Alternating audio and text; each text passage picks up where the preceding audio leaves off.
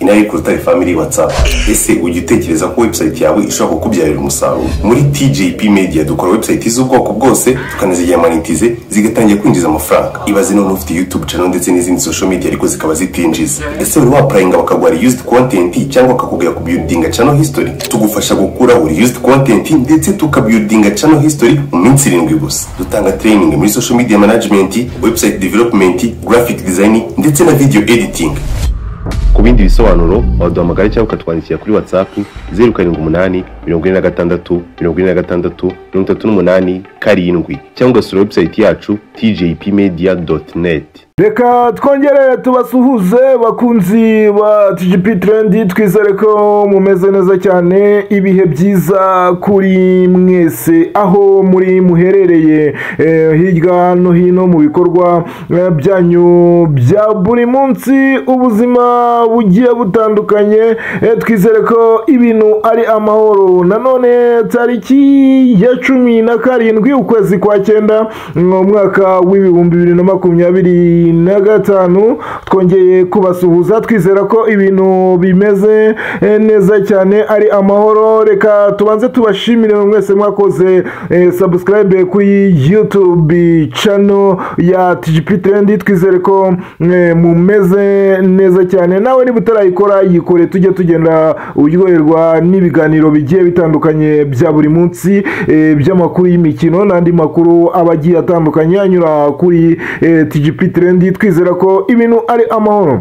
Uyu munsi nabwo rero ni kuwa 3 w'icyumweru, tugeze mu cyumweru hagati, tuba tubazaniye andi makuru y'imikino agiye atandukanye hirya no hino ku isi, haba hano iwacu mu Rwanda, haba ku mugabane wa Afrika, haba ku mugabane w'Iburayi. UEFA Champions League yagarukaga, ya majoro bakunze kuyita cyangwa dukunze kuyita amajoro y'abagabo. Aya ngaya ni amajoro y'abagabo, nta mwana ujya urareba UEFA Champions League kuko abana basinziriye. Ariya ni amajoro y'abagabo ku mugabane w'Iburayi umwaka wa 2025 2026 ku munsi wejo yaratangiraga UEFA Champions League muri foruma nshya, ibitego byinshi, ihangana ry'ama ekipe agiye akomakomeye byari bicika ku mugoroba. Ariko reka duhere hano mu Rwanda,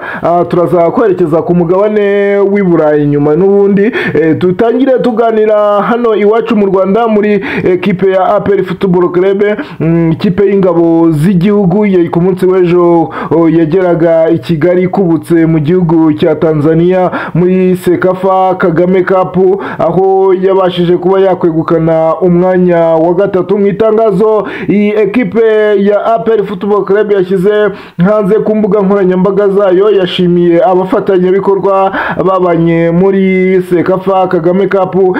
Ishimira Mamel Dawo nk'umukinnyi wabaye MVP wa Sekafa Kagame Cup 2025, nawe yamushimiye ivuga ati congratulation kuri Burkina Faso Mamel Dawo watwaye igihembo cy'umukinnyi mwiza witwaye neza muri Sekafa Kagame Cup 2025. Ikipe ya APR Football Club rero yigera i Kigali igomba kwita itangira umwiherero ukomeye karundura, dore ko iburi iminsi 13 yonyine, nta n'ibyumweru bibiri birimo, kugira ngo yakire ikipe ya Pyramid muri mwijonjora rya mbere rya CAF Champions League. Iza umukino uzayihuza na Pyramide n'ubundi uzaba tariki ya 10 ku itariki ya mbere z'ukwezi kwa 10 ubwo n'ukwezi gutaha kuri Kigali Press Stadium. Bizaba ari ku isaha ya 8, bizaba ari ibintu bikomeye cyane. Ese imyiteguro ya ekipe ya APR Football Club,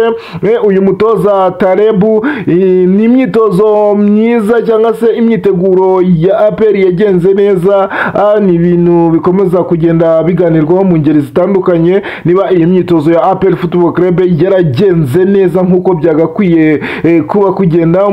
Umutoza Tarebu imikino yagiye akina, yaba imikino yagiye akina, uburyo ki yagiye yitwaramo, ibitego yagiye atsindwa, bamwe bavuga bati nta mukinnyi nta munyezamu yaguze. Niyo kosa rikomeye cyane ekipe ya APR Football Club yabashije kuba yakora muri uyu mwaka w'imikino, ahandi nta kibazo. Ariko ubona ko ibijyanye n'imitoreze y'uyu mutoza nayo itaravugwaho rumwe n'abakunzi ba ekipe ya APR Football Club.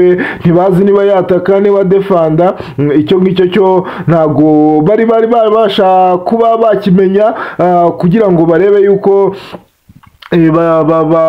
barebe yuko ukuntu ikipe ya APR Football Club yazitwara imbere ya Pyramide. Gusa ku busesenguzi ntago ikipe ya APR Football Club iri kuri calibre yo kuba yahagarara imbere y'ikipe ya Pyramide.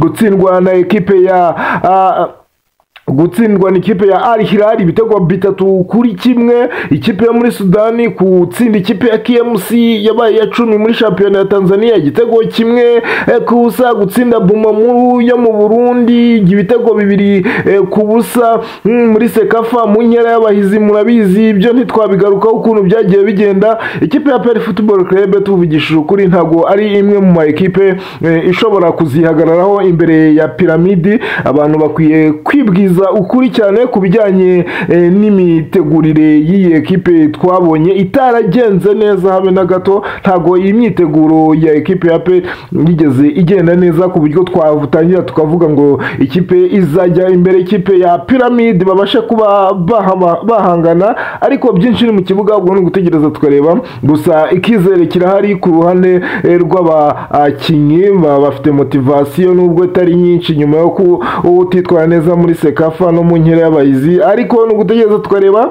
uko bizagenda. APR igomba uyu munsi bagomba gufata akaruhuko, ku munsi w'ejo bazahita basubukura imyitozo kuri stade Ikirenga n'umundi Kirongi basanzwe bakoreraho imyitozo.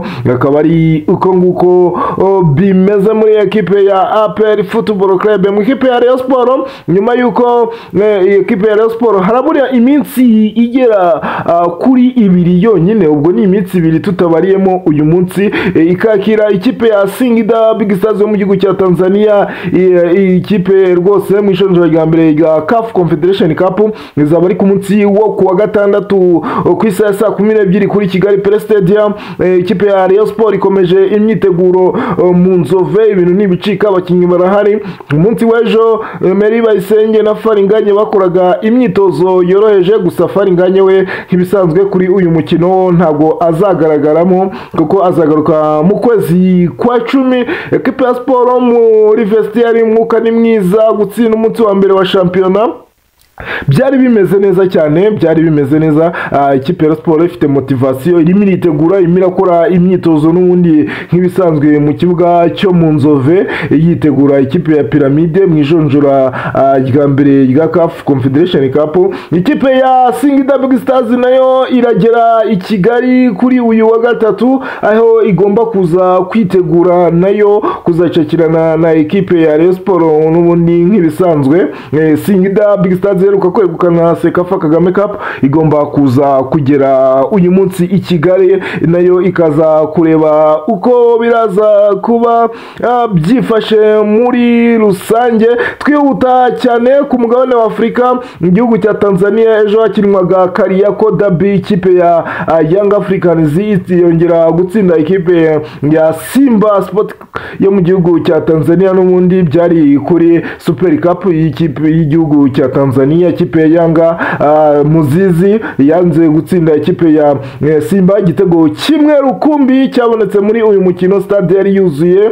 Ikipe ya Yanga ibitsi iba imaze imikino 6 yose ikurikiranya itsinda ikipe ya Simba. Ubona ko Yanga imaze kwigarurira Simba, imaze kwigira agatebo. Nuko bimeze ku mugabane w'Iburayi. Twihuta cyane ari naho tugiye kwitsaho gato. Ku mugabane w'Iburayi bakinaga UEFA Champions League 2025 2026 bazaga kuba bakina ku buryo bukomeye cyane. Ku mugoroba batangiraga umwaka w'imikino wa 2025 2026. UEFA Champions League irimo amakipe ya 36, buri kipe izakina imikino 8, babare amanota amanani ya mbere azahita ajya muri kimwe cy'8 kirangiza. Andi makipe 16 ubwo ni guhera ku ikipe ya 9 kugeza ku 24 bazakina ijonjora bakuranwemo haboneke andi makipe 8, andi yose asigaye inyuma azahita asezererwa direct. Ku mugoroba rero